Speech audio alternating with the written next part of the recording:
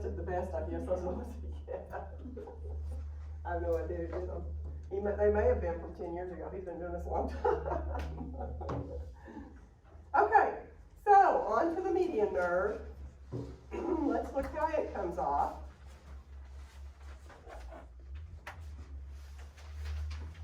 Okay, so the median nerve is C678T1 also. It's the pronators. Remember the radial nerve supinators. And another major supinator would be your musculocutaneous with your biceps brachii. Your median is the pronators, the flexor digitorum profundus lateral half. So it does just the lateral half. Remember, lateral means because you're in this anatomical position. So remember the function is this for the median nerve. Remember we talked about that with hand rehab?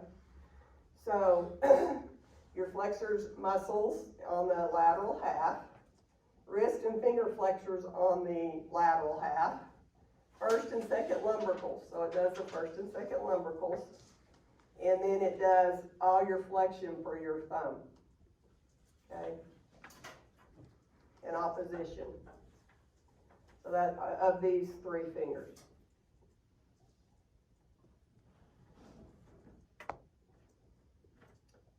Let's go back and see.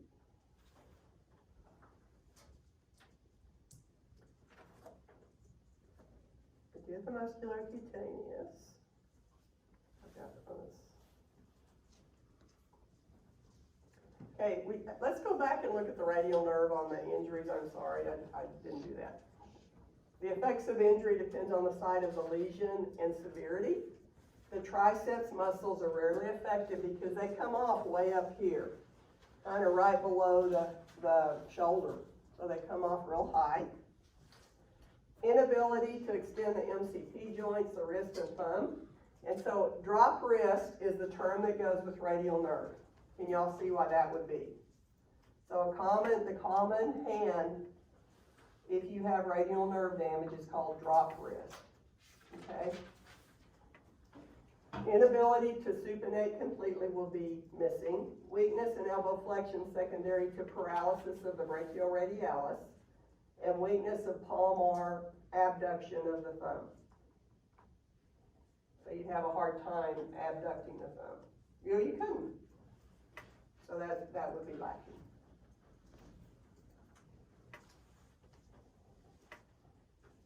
Okay, let's look at common injuries of the median nerve.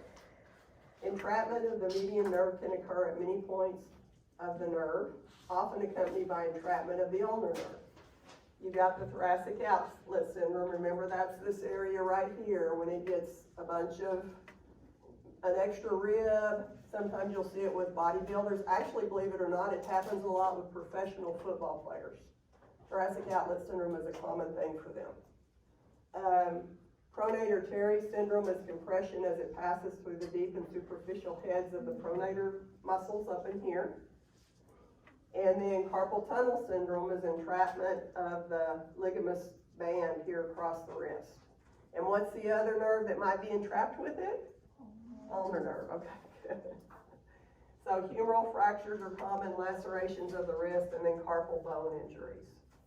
And just carpal tunnel, which is what? What causes carpal tunnel syndrome? Overwork. Doing the same thing over and over again. I was listening to a guy, I watch Voice. I don't know if y'all watch Voice, but listen, there's nothing else on TV right now. Do y'all realize that there's nothing new on TV at all?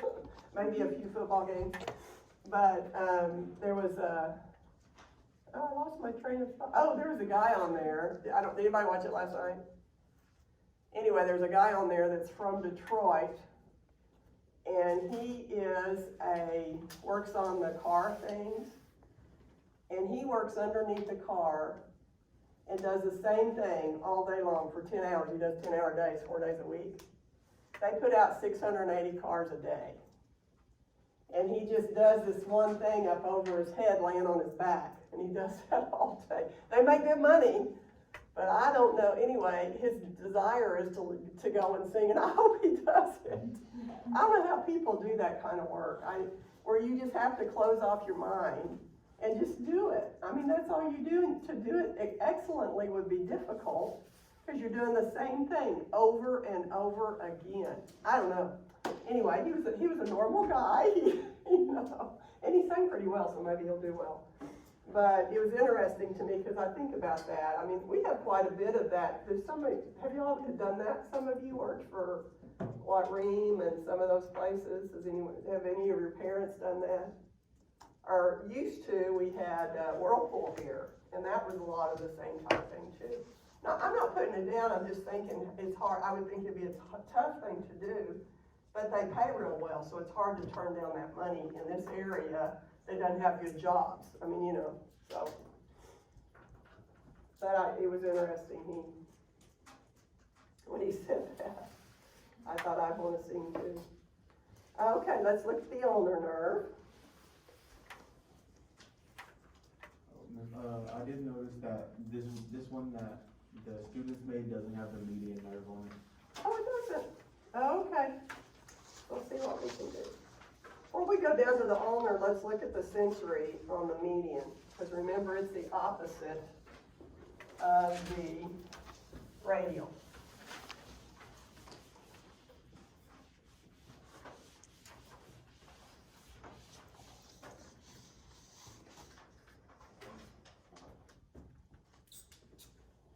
So we're going to turn this hand around.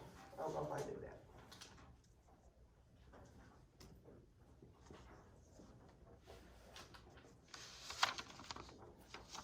Okay, so here's your thumb, and this is the front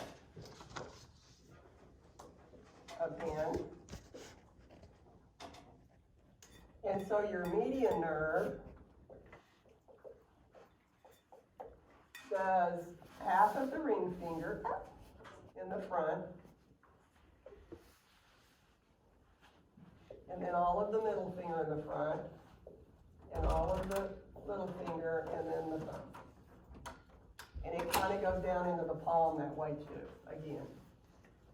So that's the front of the hand. So it really mimics the radial nerve and sensation, okay? A few days ago, my mom told me that she was just sitting there, and then, which I told her was her ulnar nerve, and she said that it was only half of this finger and this whole finger that was stopping. She couldn't feel it anymore. That's her ulnar nerve, and she's putting pressure on it. She probably, I'll tell you a real common thing that people do is they put pressure on their elbow sometimes in their chairs at work. Mm-hmm. Or a lot of times this time of year, people sleep weird this time of year. Why? It's getting cold, so people do weird things with their hands, and they sleep more on their stomachs and sleep on their arms because they're cold, and so you see a lot of weird things. It's also the time that people get cricks in their neck because they'll leave their windows open and they'll have that heat coming in and then that cold air coming in. So it's real common. This is the time that people get cricks in their neck, and it's like a reaction to that cold and hot change. And you'll have them come into your clinic, and they think they're dying. They think that they have so screwed up their neck they don't know what happened because it's so painful. And so you might see that on your clinic, but it happens for about 2 months, depending on how early it gets cold. Okay, any questions on the median nerve? So, it does the pronators, it does the flexor digitorum profundus on the lateral side, the wrist and finger flexors on the lateral side.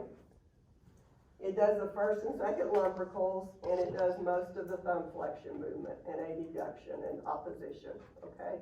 So it does all that movement. But I always think about this.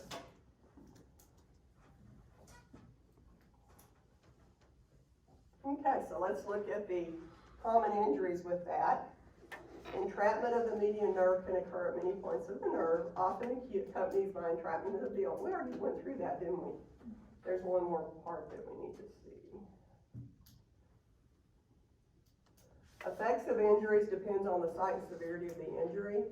Motor effects possible: loss of opposition of the thumb, loss of the ability to make a fist, atrophy of the thenar eminence. Where's the thenar eminence? It's right in here, and you'll see it. It'll be, oh, I'm sorry, down in here. I'm sorry, I wasn't thinking. So it's down in this area, and you'll see that atrophy there. And the whole kind of part of this hand will be atrophied. And then what you see is an ape hand. So an APAN looks like this, because they lose the flexion in it. So they still have the flexion from the ulnar nerve, but these fingers won't come together, so these fingers are straight.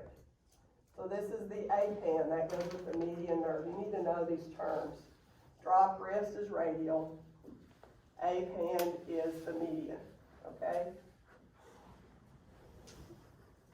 A result of atrophy and paralysis, the hand flattens out in those areas in the thenar eminence like we were talking about.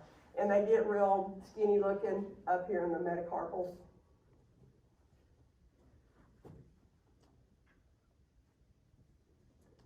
Okay, ulnar nerve.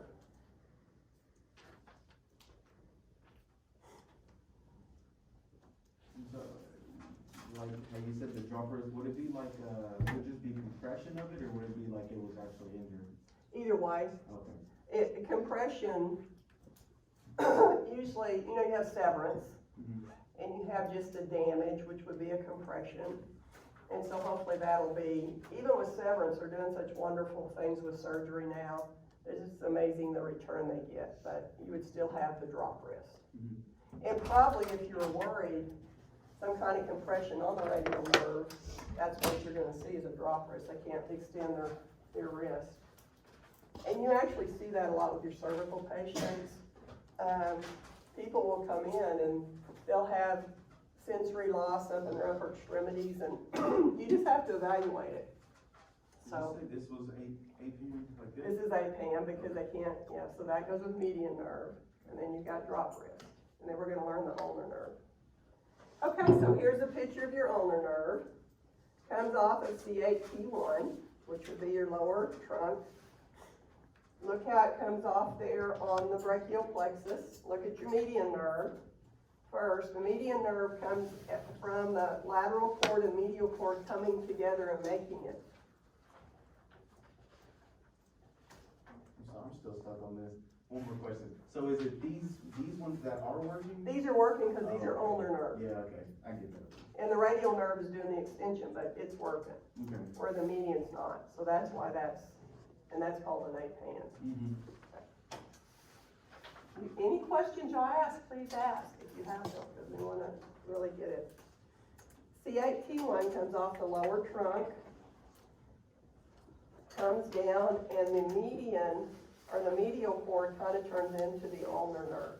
Half of it goes on down to the ulnar nerve, half of it goes to the median nerve.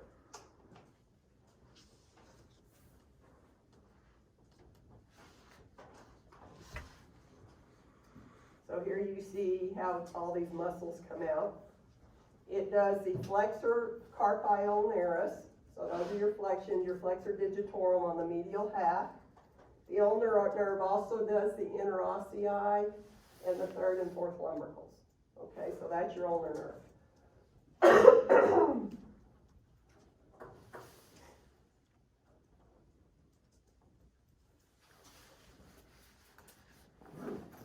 Common injuries can be entrapped and damaged at many points, often is entrapped with the median nerve. You also can be affected in thoracic outlet syndrome.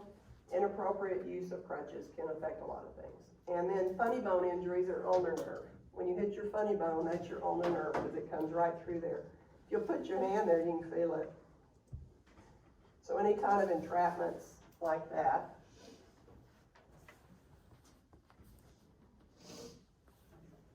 Effects of injuries is the claw hand.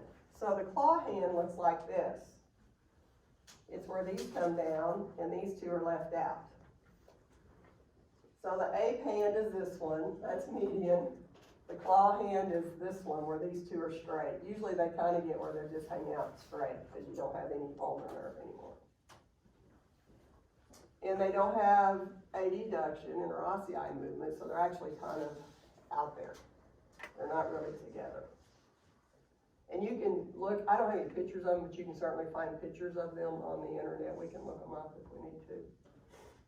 First phalanx is hyperextended in fingers 4 and 5, and the distal 2 phalanges are flexed with the 5th finger remaining abducted. Loss of interossei and lumbricals 4 and 5, and deviation of the wrist to the radial side. So there's your brachial plexus. I have more questions for you. to help you pull this all together. I haven't given you those yet, have I? So just start working on these questions. These are